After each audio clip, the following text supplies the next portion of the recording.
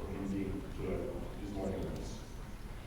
I also want to give a very warm welcome to the United States Ambassador to Mexico, Conferencia. She's also here with us this morning, and we're very honored. This is her first visit to town, which I hope will be many visits. Over her tenure as ambassador, which just started a few months ago. As you know, Ambassador, over the years, Itaú has built with the U.S. Embassy a very fruitful relationship, discussing various topics of interest to both. I would like to welcome this opportunity to express once again our commitment, pleasure of commitment to the issues of the bilateral agenda on higher education. You can count on us. Thank you.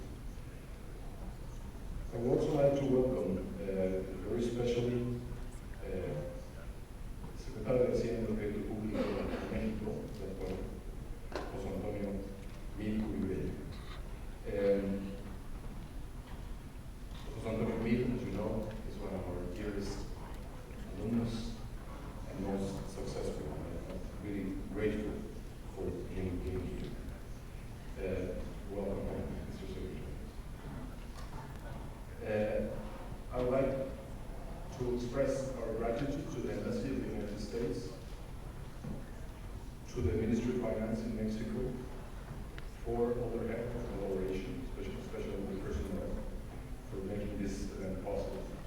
I would also like to express our gratitude to the Secretary of Tourism of Mexico, Licenciado Madrid, who kindly agreed to move his talk that was scheduled at this time in the room to accommodate this event. Thank you very much, Mr. Secretary. I remind you all that Secretary Madrid will be speaking at 11 o'clock this morning on the importance of tourism for the Mexican economy. So as I said, we are honored for having the Secretary with you. We're especially honored by the fact that he chose Italy to meet with students, the future leaders of our country. We're deeply honored for this. And indeed, this is a moment that invites to the reflection. For the last 2 decades, more than 2 decades, Mexico and the U.S. have constructed an economic partnership that has brought enormous benefits to both nations. A partnership that has triggered an economic and social development of our countries, has changed the economic geography of both countries.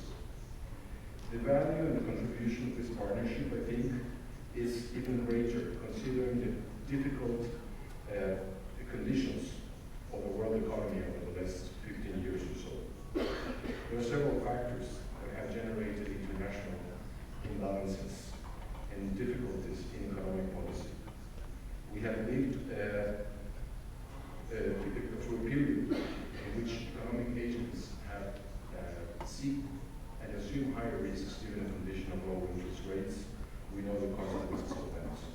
Disequilibriums that lately have manifested themselves in the strengthening of the US dollar that has had difficult consequences for many emerging economies, Mexico, certainly.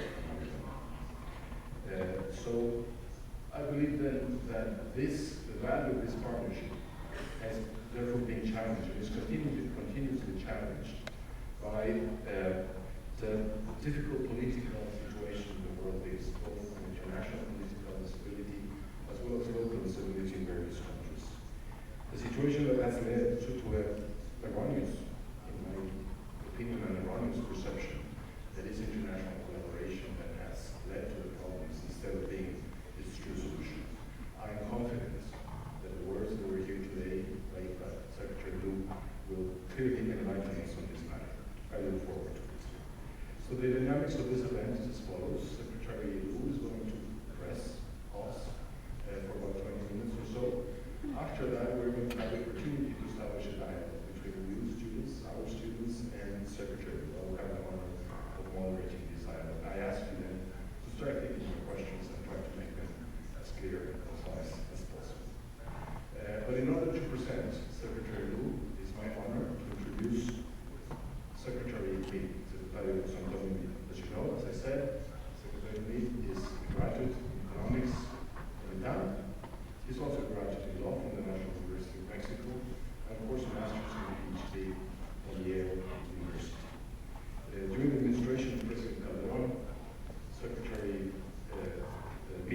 was Secretary of Energy, and afterwards Secretary of Finance. Since December 2012, with the administration of President Enrique Peña Nieto, he became first the Secretary of Foreign Affairs in Mexico, later the Secretary of Economic Development, and since only 3 weeks ago, back in the Finance Ministry. Mr. Secretary, please welcome. Thank you.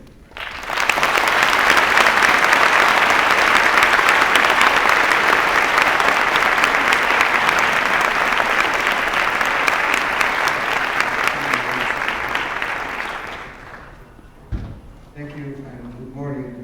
This gives me the opportunity first to apologize because I was scheduled to be here exactly 3 weeks ago, but I was being sworn in as Secretary of Finance, so I couldn't make it. I hope that that is an apology.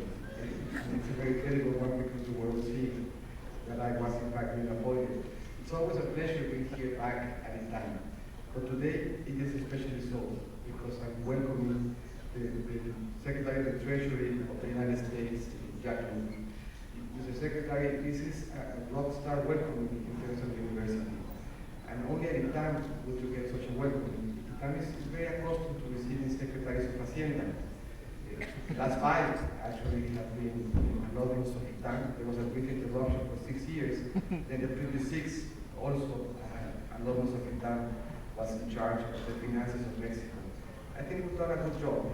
So when Alejandro says that we are really addressing the future, it's quite likely that in the audience today is also a Minister of Finance in the making. So the questions that will be asked of you will be very useful in forging criteria for future leaders and administrations. Jacob is somebody that, as myself, has had difficulty holding a job. He's taught in the university. He constructed one of the largest civil society organizations and has done a lot of volunteer work. He has worked in Congress, outside of Congress, in the Ministry of Foreign Affairs, in the Ministry of State in the case of the US, and in the Ministry of Finance. And he has done a very good job in all of them. And he has, many of those positions actually influenced policy debates in Mexico. Jacob was behind the balanced budget back in the 90s. And that created policy debate, not only in the US, but outside of the US, where many countries, including Mexico, enacted similar reforms in law. And actually, by law, we are now forced to eventually balance our budget, which is what we're trying to do as of now. He gave, I think, a very good definition as to what creating a budget means. And he has been an integral part of that process since heading the office of the OMB, I think it's called, and through the Ministry of Finance as well. And he said that creating a budget is the process of forging consensus behind priorities, directing new resources where they are the most critical, and finding internal savings to support this initiative is a universal challenge.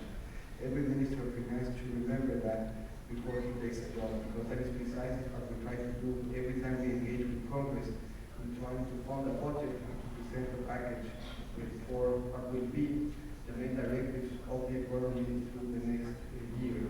It is really a great opportunity and a great honor for me to present him, and it will be a great opportunity and a great honor for you to visit him.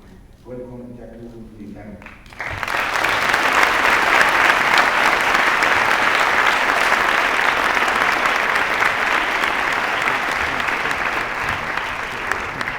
Thank you very much. Let me begin by thanking the Provost and the University for welcoming me here today, and I apologize for disrupting your schedule. And Secretary Meade, it's good to see you again. I know what it feels like to go back to an old job. I wish you great success on the second tour. And it's a pleasure to be here with our tremendous ambassador, Roberta Jacobson, who is just an excellent representative of the United States here in Mexico. This is not the first time I've been to Mexico during the Obama administration. It's actually my 4th visit during the administration and my 2nd as Treasury Secretary. We place enormous value on our relationship with our neighbors and friends in Mexico. Our colleagues at Hacienda have been tremendous partners working together to make the United States and Mexico more prosperous and secure. We've also made significant strides to foster stronger global growth and ensure that the international financial architecture remains dynamic and able to address the challenges of the 21st century. More broadly, from a U.S. perspective, our neighbors in the Western Hemisphere are critical. They're critical economic and security partners. Having just visited Brazil, Argentina, and Colombia, I'd like to reflect on the importance of our joint efforts to deepen and extend our work bilaterally and through groundbreaking initiatives like the Pacific Alliance on a multilateral basis. A half-century ago, President Kennedy rightly noted that our two nations are linked by geography and tradition, and bound together in partnership by our shared vision for economic prosperity. The ties of family, friendship, language, and culture create strong bonds between our two countries. Mexico is our third largest trading partner, with nearly $1.6 billion in bilateral goods and services trade crossing the U.S. border every day, averaging more than $1 million every minute. U.S. exports of goods and services to Mexico directly support 1 million U.S. jobs, and 29 U.S. states count Mexico among their two largest export markets. More Americans travel to Mexico than to any other country in the world, 25 million a year. The cooperation between our two countries is critical under any conditions, but particularly as the global economy faces continued uncertainty and fragile growth. Together, the U.S. and Mexico play an important role in the global economy. We should embrace opportunities to strengthen that relationship. What happens in the United States has a profound impact on the Mexican economy, and developments in the Mexican economy can be similarly important to the United States. Working together, we can foster sustainable, inclusive growth in both the U.S. and Mexico. But this relationship extends far beyond the economic realm and has important implications for our shared security. We must also address shared challenges on immigration, border security, and illicit finance in ways that build on common values, nurturing the deep ties between our nations. It's important to take stock of where we are and how we can build a shared future that's more secure and more prosperous. The United States and Mexico must remain solid and stable centers of growth. In the United States, we expect to grow at a healthy pace this year due to strong consumer spending and continued improvement in the labor market. The federal budget deficit has been cut by roughly 3/4 over the past 6 years to 2.5% of GDP in 2015, its lowest year since 2007. This success is further supported by continued record job growth and strong increases in private sector wages. Median household income in the United States rose faster last year than any year on record. Mexico is also expected to continue growing at a steady pace. Consumer spending, underpinned by real improvements in wages and job growth, has helped sustain the Mexican economy through a period of low oil prices and reflects the ongoing expansion of Mexico's middle class. Mexico has been a leader in expanding access to the formal financial system, as was reflected by its participation last December in the Financial Inclusion Forum that I hosted in Washington, where there was a great deal of interest in Mexico's progress through innovative approaches to expanding financial inclusion. And I applaud Mexico's recent publication of its National Financial Inclusion Strategy, which calls for leveraging the power of technology and strengthening the network of agents who work in communities not traditionally served by the banking sector to expand access to financial services. Continued growth of the middle class will be a positive force for Mexico and offers a real opportunity for U.S. firms and workers as a wealthier Mexico demands more of the goods and services that we produce, ranging from agricultural products and music to tourism and smart grid technology. A strong economy also allows us to more effectively confront shared threats to our security and the integrity of our financial systems, such as illicit financial flows from drug trafficking. As we celebrate strong economic ties and vibrant, interconnected communities, we must also remain vigilant in protecting these relationships from abuse. That means working together to even greater effect to confront the drug cartels and other criminals that take advantage of cross-border economic activities to raise, move, and hide illicit assets. We need to work jointly to counter criminal activity that's a threat to our common security. By promoting the integrity and integration of our financial systems and economies, we can increase our shared prosperity. Today, I'm proud to say that cooperation with Mexico on security matters at an all-time high. The United States and Mexico are working together to facilitate the safe and efficient cross-border movement of travelers and goods essential to our economies. Vigorous law enforcement cooperation has led to the arrest and extradition of hundreds of criminals. Working together in the high-level economic dialogue and other bilateral meetings, we're making the border more efficient, even as we make it more secure. We have greatly reduced wait times for passengers and cargo at ports of entry. We've opened the first new rail crossing in a century, and we've begun to pre-inspect cargo on each other's soil.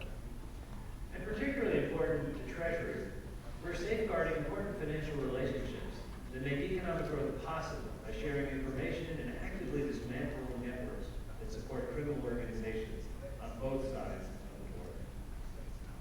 This success demonstrates the progress that's possible when countries commit to a partnership that focuses on economic growth and common security goals. We also work with Mexico on multiple levels to combat illicit financial networks. Financial transparency is critical, and it requires sustained efforts to strengthen legal and regulatory frameworks according to international standards, which Mexico has pursued in recent years thanks to the hard work of the dedicated teams at Hacienda and the Bank of Mexico. From bank executives to law enforcement officers to regulatory authorities, we now can more effectively detect and impede criminal abuse in the financial system. Greater transparency and the flow of information deepen the broad ties among financial institutions, businesses, and individuals in our economies, which in turn fosters both economic growth and improved security. The private sector stands at the front line in our campaign against illicit financial activity. That's why Treasury and our Mexican partners engage regularly with financial institutions to share information on illicit finance trends and to develop initiatives aimed at addressing challenges to our financial systems, including through ongoing public-private banking dialogues. Our work together with the private sector has resulted in a number of practical initiatives, such as the creation of a formal mechanism to ease information sharing between Mexican and U.S. banks, overcoming a key hurdle for banks on both sides of the border that focuses integration, that want integration but lack the ability to cooperate. These efforts underscore the important role Mexican financial institutions play in combating financial crime. At the operational level, the U.S. and Mexico collaborate to target illicit actors and deny these criminals access to the financial resources they need. A key partner in all of this is Mexico's Financial Intelligence Unit, with whom we share information and actively address joint threats, including through our own Financial Intelligence Unit, FinCEN. Treasury also uses targeted financial sanctions to undermine the networks of drug traffickers. Treasury's Office of Foreign Assets Control designated more than 800 individuals and entities associated with major Mexican narcotics trafficking organizations to our specially designated nationals list. These efforts help protect our financial systems from abuse and weaken the financial capabilities of criminal organizations. Of course, more work remains. Our goal is to disrupt and ultimately dismantle the networks that support drug trafficking organizations in the formal and informal sectors on both sides of the border. Our close partnership provides a strong foundation for which to go after criminals and the drug cartels and the networks that they work with. A stronger economy on both sides of our border will help promote greater security for the people of Mexico and the United States. But at the same time, protecting our economic relationship also means continuing to strengthen efforts to secure our shared border.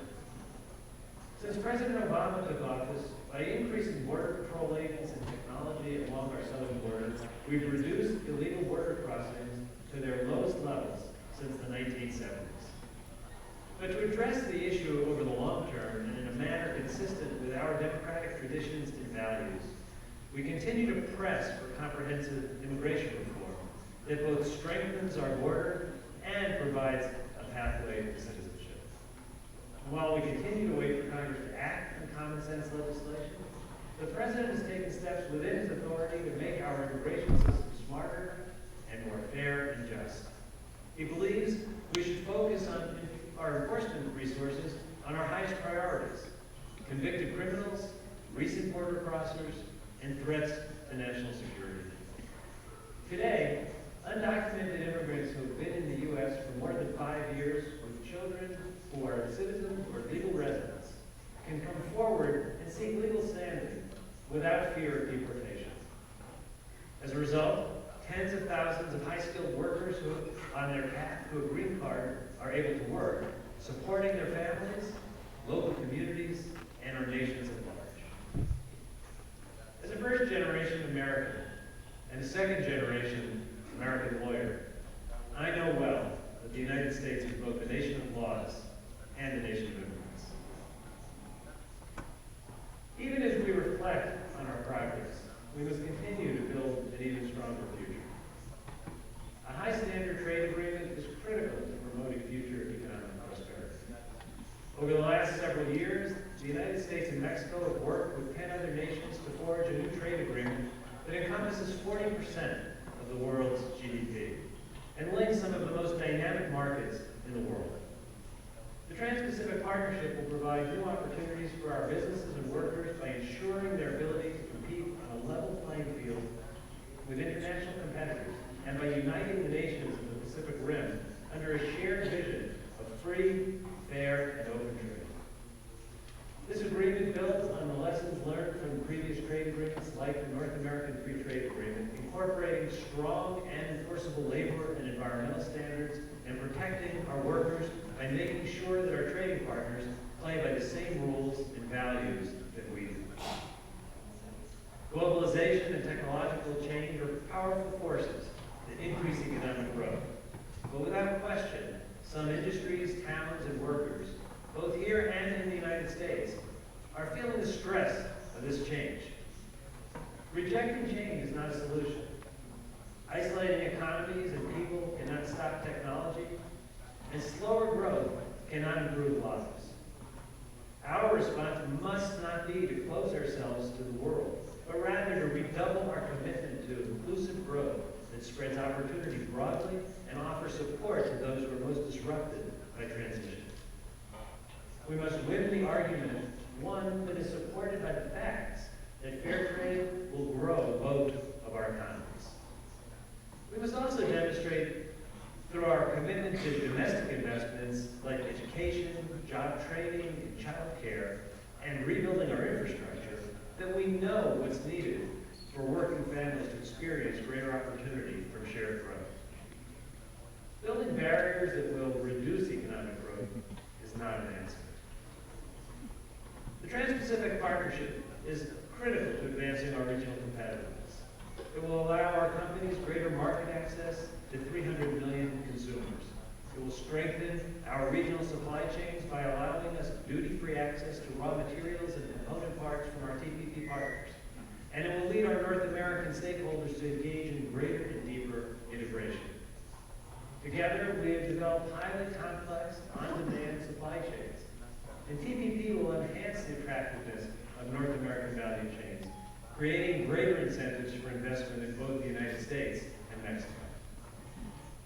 Beyond the benefits to trade, TPP will help us accelerate innovation that is indispensable to solving challenges related to global health, poverty, and environmental sustainability, and to continuing the democratization of growth and entrepreneurship.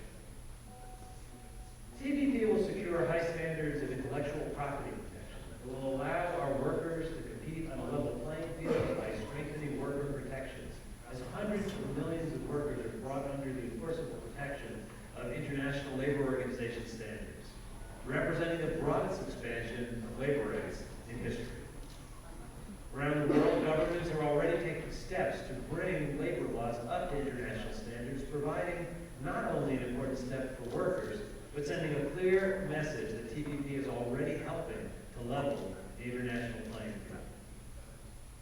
TPP will also help safeguard our environment and commit partner nations to combat wildlife trafficking, illegal fishing, and logging, while helping to protect our ozone layer. Mexico will play an important role in this effort, given its leadership on climate change, which includes our recent trilateral commitment with Canada to a North American climate, clean energy, and environment partnership. Ultimately, the Trans-Pacific Partnership is as much an expression of shared values as it is a trade agreement. We must seize this opportunity to reaffirm our commitment to openness, transparency, and the rule of law.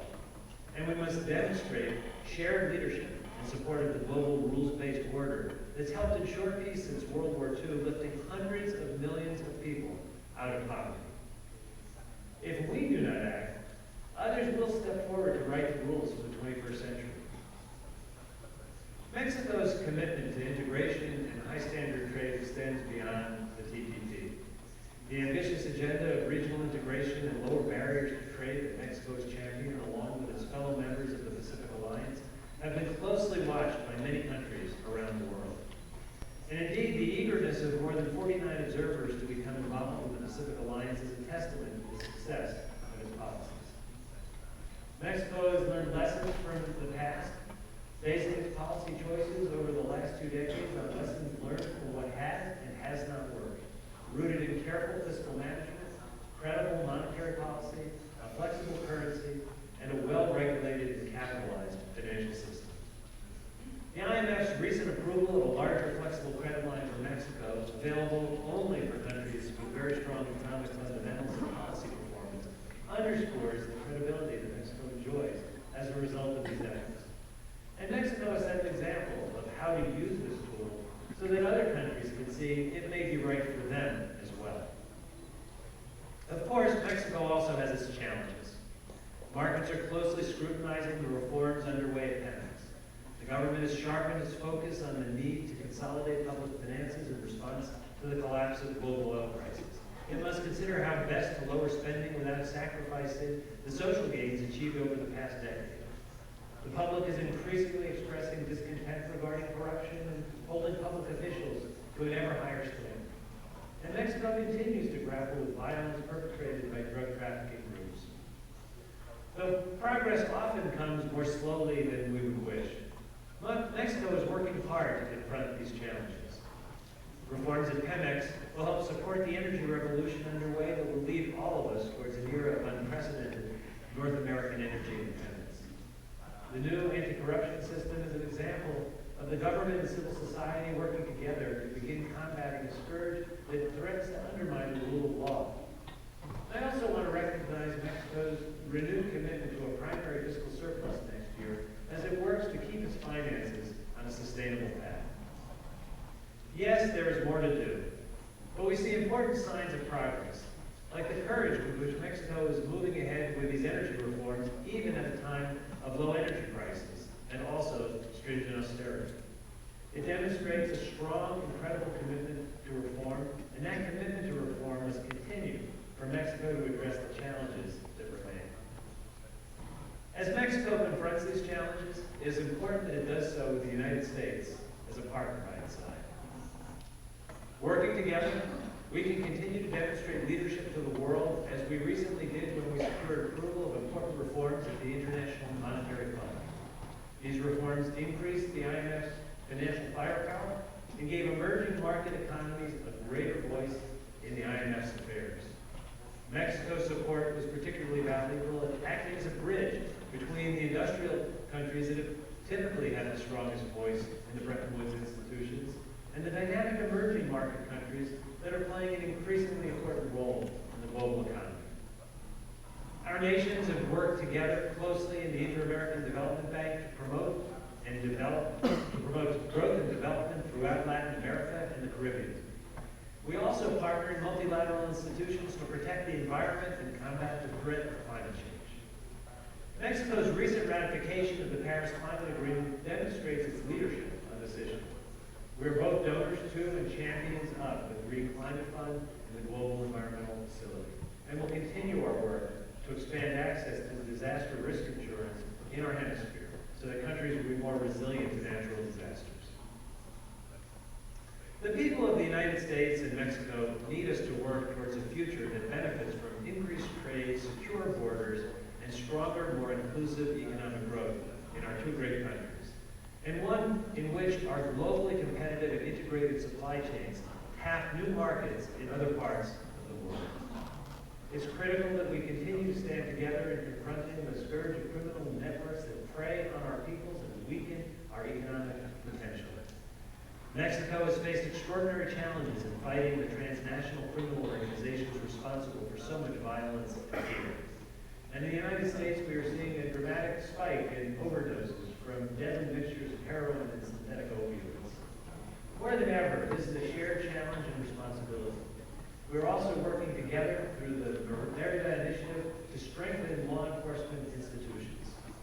We know how criminal organizations can dampen the faith of our citizens in the rule of law, how they erode the institutions charged with confronting them through corruption and intimidation, and impede legitimate economic growth and the further degradation of our economies. But we also know that they will not have the last word. By deepening our partnership and affirming our shared commitment, we can build on our successes in countering illicit activity and strengthening the foundation for our common prosperity. We must work together to help other countries in the region, such as in Central America, address their own security challenges and improve conditions at home for their citizens, further spreading the benefits of prosperity and security throughout Latin America. Further investment in the sharing of ideas and learning is vital to the future generations of our increasingly interconnected communities. That's why we must continue to expand opportunities for educational exchanges and increase student mobility through important efforts like the Bilateral Forum on Higher Education and Innovation and Research. In support of President Obama's 100,000 strong Americans initiative. These cross-border ties and the critical contributions of countless Mexican Americans enrich all of our lives and deepen our partnership. Achieving this vision will require a sustained effort from all of us.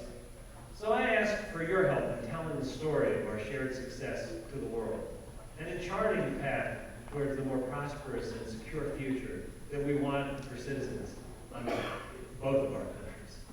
Thank you very much, and I look forward to a conversation with you in a few moments.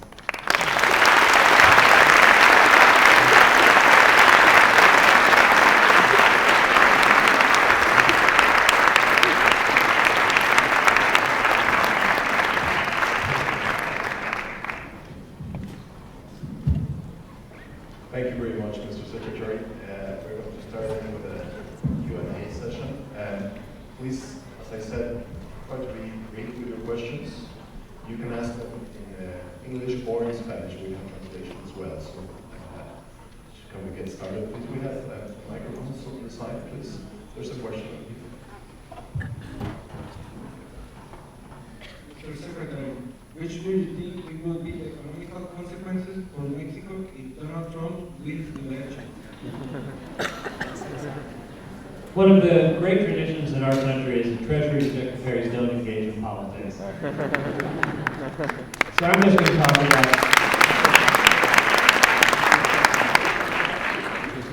talk about what's important about the U.S.-Mexico relationship. Obviously, that's what my remarks were aimed at.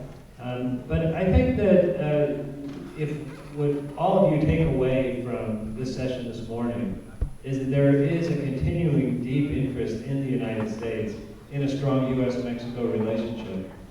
That's the message I want to deliver. It's certainly what I believe, and I know there are many in our country who share that belief. Thank you, Mr. Secretary. Hello, Mr. Secretary. One question. We've seen that throughout the industrialized countries, diminishing returns in monetary policy. And we've seen in the side of academics a growing demand of a stronger fiscal policy in the U.S. economy and in more of the industrialized economies. What is your take in this matter? Do you think the U.S. should invest more through fiscal policy, or should we continue a more expansive monetary policy? I don't believe that governments should make it an either-or proposition, but they should use all the tools that they have to promote strong and sustainable growth. Monetary tools are very important. Fiscal tools are equally important. But so are the structural measures that make a foundation such that you can build in a very confident way for the future. I think that as we've come through the recovery from the Great Recession, around the world, there has been a tentativeness in using all the policy levers with equal strength. I think we're seeing in recent months much more of a balanced approach. A lot of pressure was put on monetary authorities when for years there was a debate about austerity being an immediate objective in many countries. Even in the United States, we needed to deal with the deficit. It was 10% of GDP. It's now 2.5% of GDP. We've made a lot of progress. But in my view, in 2011, 2012, we did too much short-term saving, which came at a time when government should have been a tailwind for economic growth, but instead became a headwind. It doesn't mean we didn't need to deal with the fiscal challenge, but in 2013, 2014, 2015, we backed away from that short-term approach and replaced some of the short-term savings with longer-term fiscal measures.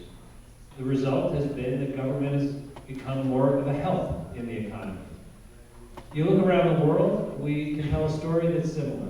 I think what policymakers have to learn from the experience of the last 10 years is all of us have to do our job.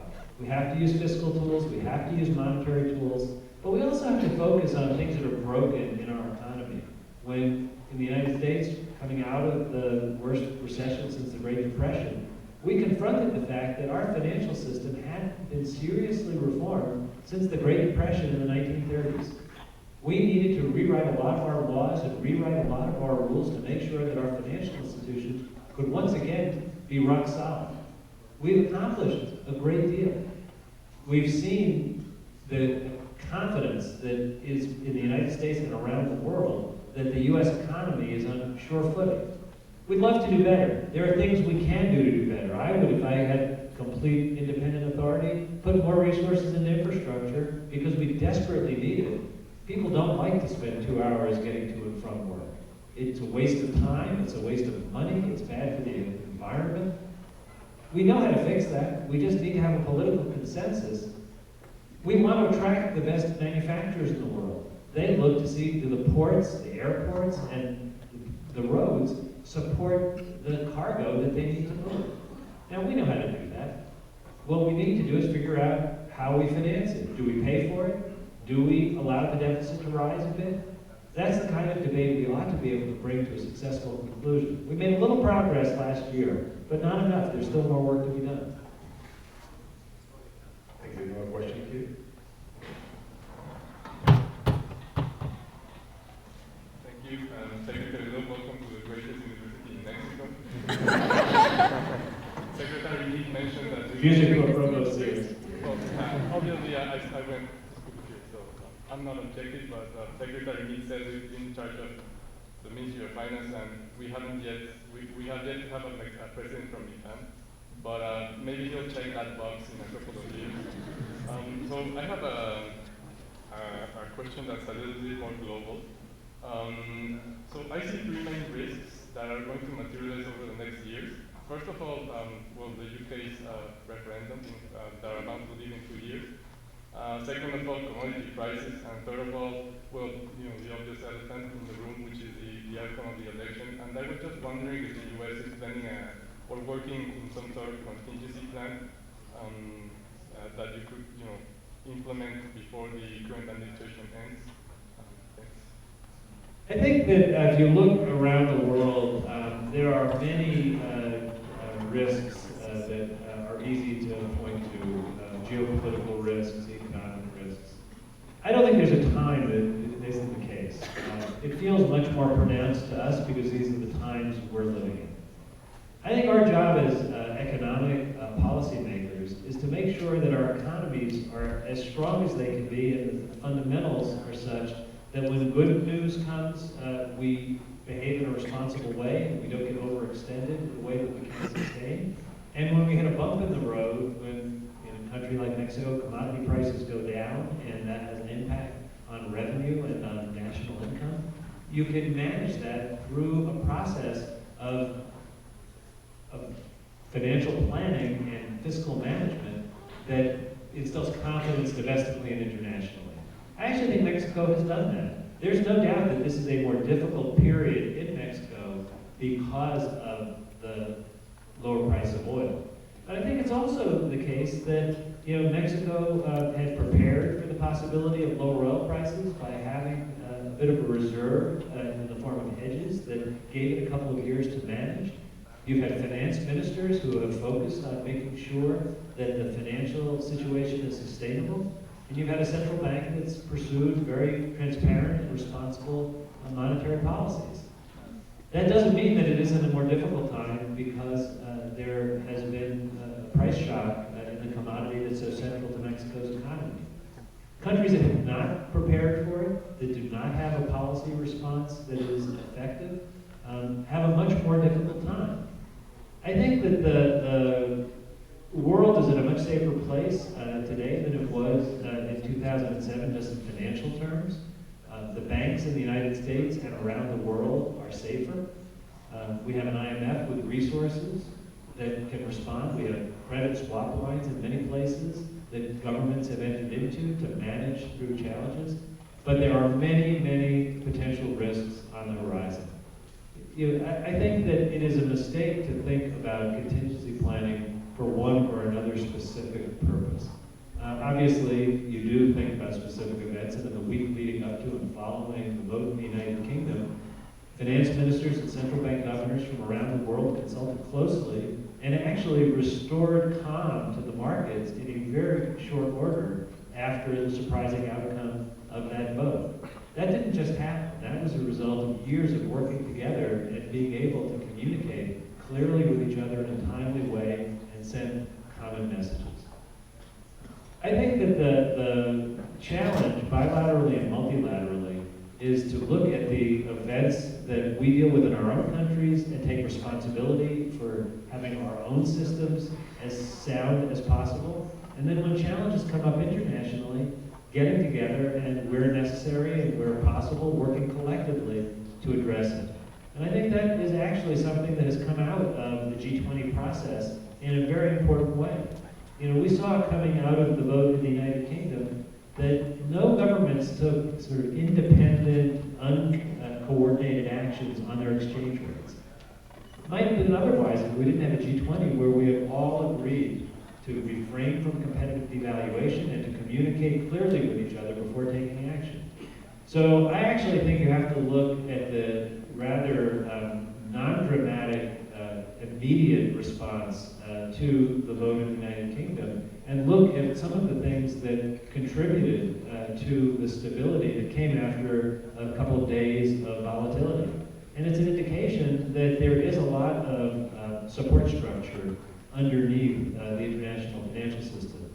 With that said, a day doesn't go by when myself, my colleagues around the world, don't look at an array of risks, any one of which could require us to have the need to change policy or announce policy.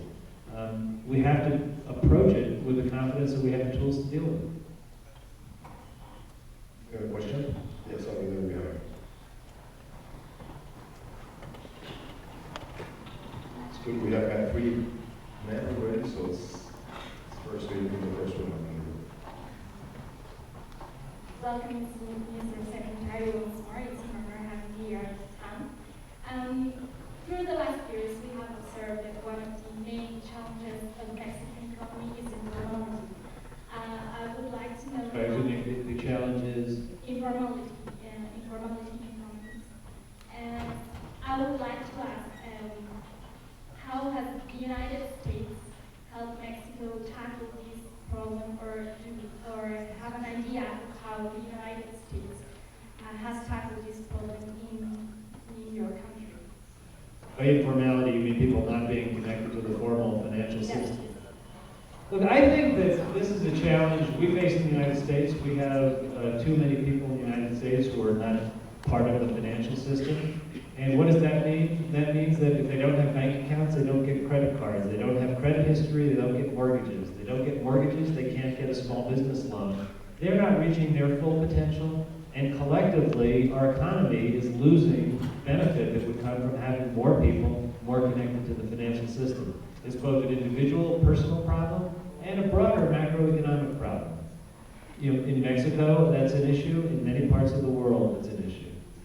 There's another dimension to it, which is that informal economies are economies where cash goes from hand to hand, you can't see it. It can go into the hand of illicit drug cartels. It can go into the hands of terrorist organizations. Having money flow through the financial system helps us to make the world a safer place. So what can we do about it? Last December, I gathered in Washington jointly with our U.S. Agency for International Development, leaders from around the world to address the topic and to share the things we're each doing domestically and to ask how can we collectively be even more effective. Mexico played a leadership role in that. Your finance secretary came and the world listened clearly to the initiatives being taken in Mexico to use technology to get more people connected to the system. I think in the United States we are making progress, but we have more progress to make. Here in Mexico, you have more progress to make. It has to be something that becomes a policy priority, that we put our time, our energy, our resources into. We are doing that both individually in the United States. We're doing it through the international financial institutions, working with the World Bank and the IMF, and we're doing it bilaterally by cooperating as we are with Mexico. I put a great deal of attention into this because I think in the next decade, this is actually going to be an area of both great economic potential for people to reach their own greatest potential, but also a way to make the world a safer place. And when you can accomplish both of those objectives with the same policy, it's worth putting the energy into. Yes, we have a question here.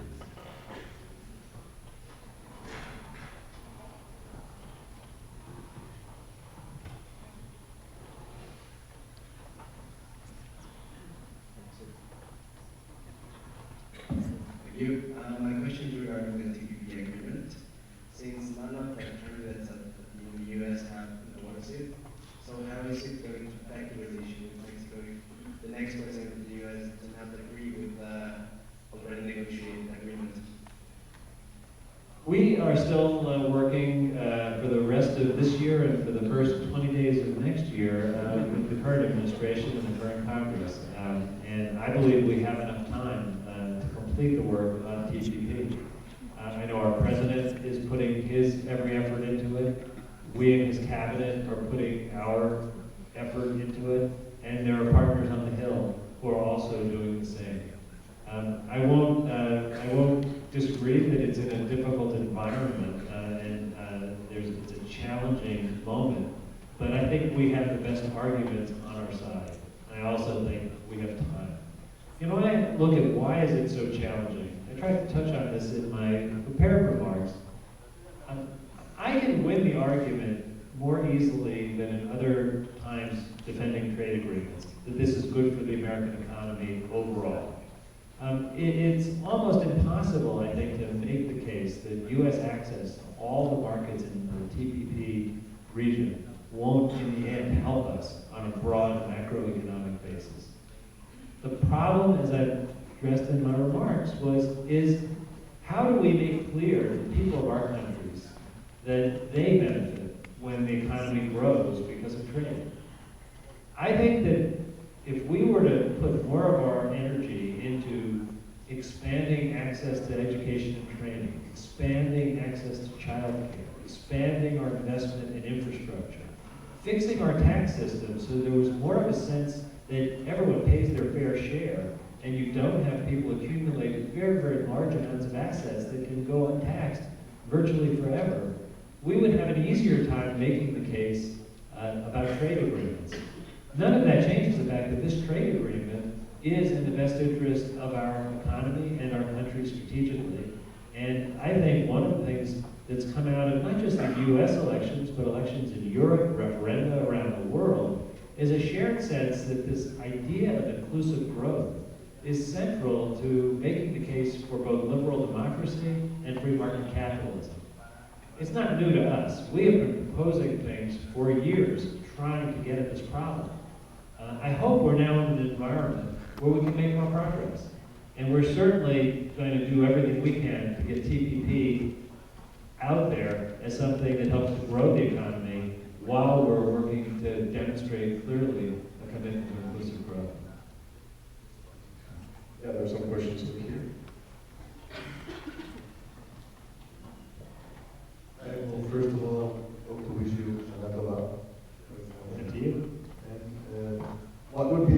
economic consequences in the U.S. if somehow the next administration chooses to leave NAFTA? I didn't quite hear your question. Can you just repeat? What would be the economic consequences in the U.S.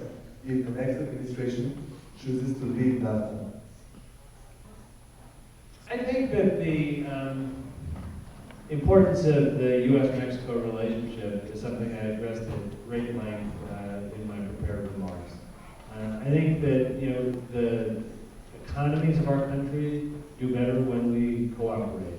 I think that we're both safer and more secure when we continue to cooperate. I think we have to look at the challenges of how to deepen cooperation, and I certainly would hope that we're not seeing a move to go in the other direction. The challenge we face with TPP is getting a new agreement in place, and I'm still optimistic we can do that.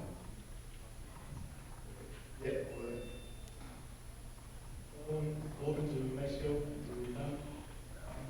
What are you expecting to be a change in the U.S. economy to the inclusion of the Chinese yuan to the International Monetary Fund? I think that the inclusion of the Chinese currency, the yuan, the RMB, into the IMF's basket of currencies that are in the special drawing rights basket reflects an enormous amount of change in China, where 10 years ago, one couldn't imagine that they would meet the standard.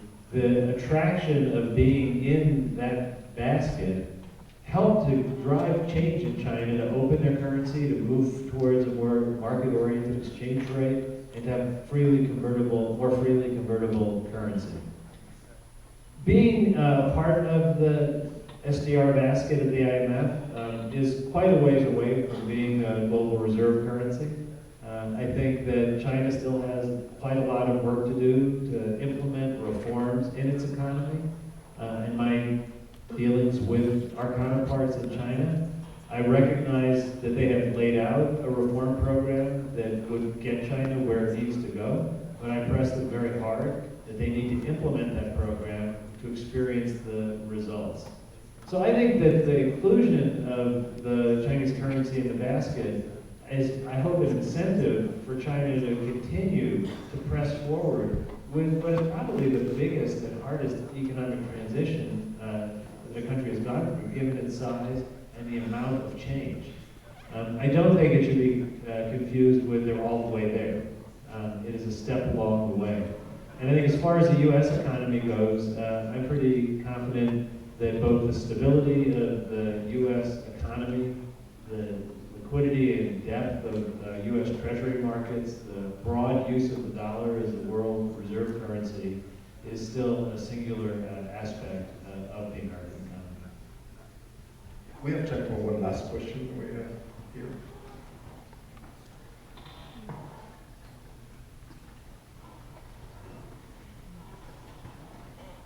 Okay, so first of all, welcome to Mexico, and thank you for being here.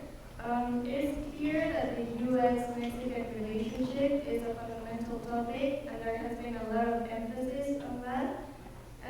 However, if the U.S. continues to deepen economic relationships and integration with Mexico, one of the areas that may need more attention is the difference in income levels between both countries. So my question would be, how would this issue be addressed, and are trading agreements enough or even an appropriate policy to resolve income disparities between trading partners? So that's a good question and a hard question. Obviously, the U.S. and Mexico are very different points of development in terms of average income and where we are in so many aspects of our economy. The goal here isn't to be exactly identical. The goal is to help people to be supportive of each other. And as I mentioned in my remarks, a growing middle class in Mexico is a growing market for the United States to sell goods and services. So it's a two-way street. I think we need to recognize that Mexico has income disparities in its country, but candidly, we have income disparities in our country as well. So it is not uniquely a challenge to Mexico. The more we collaborate and cooperate on economic policy, the stronger our two economies will be. The stronger our two economies are, the more we'll be able to grow the middle class, if we focus on the kinds of policies that grow the middle class. So in the United States, we have to do that. Here in Mexico, your government needs to do that. And I would say more broadly, around the world, governments have to focus on what is it that working families want for themselves, for their children's future, to have more opportunity. There's not an expectation that everyone gets to the same place at the same time. But if you look at the world since World War II, it's an unprecedented period of time in terms of lifting people out of poverty. You know, our president was at the UN General Assembly last week and made the point, which I think is an important point.